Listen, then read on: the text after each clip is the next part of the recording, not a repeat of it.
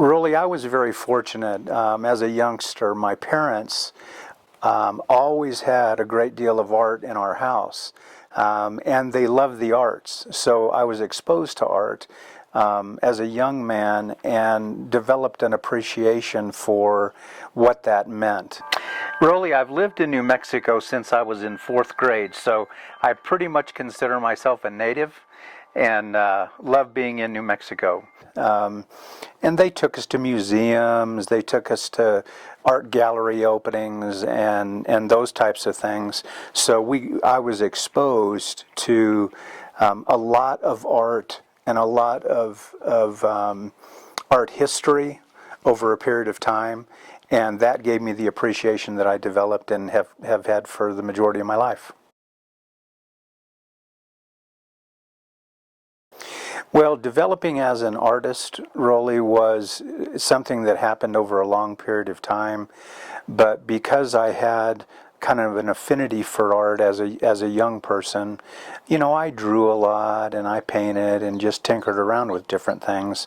And then finally I got into college and was an art and art history major, ended up getting a liberal arts degree, and really started pursuing it more after I got out of college, and ended up doing a lot of photography and decided that I wanted to combine photography and art. I saw an area where I thought I could do some work there and possibly have a career in it, and so that's how that developed. Really, my art is a combination of photography, altered perception with color, and mounting the finished piece on metal. I start with a good subject to photograph and a camera with high resolution so I get the detail I'm looking for in my images.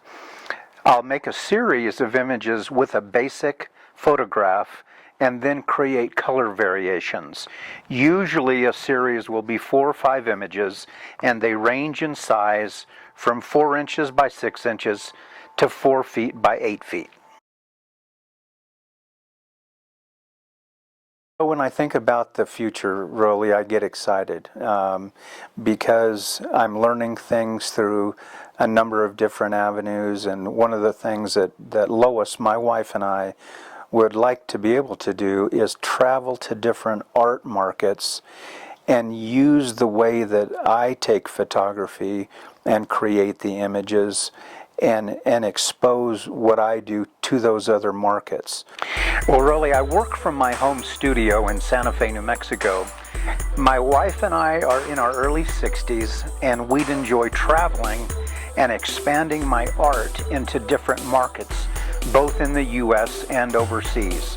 My art uses images that resonate with my customers, like the agave plants that I do here in Santa Fe. I'm grateful and very thankful for the individuals that collect my art and those that have helped me realize my dream of being an artist.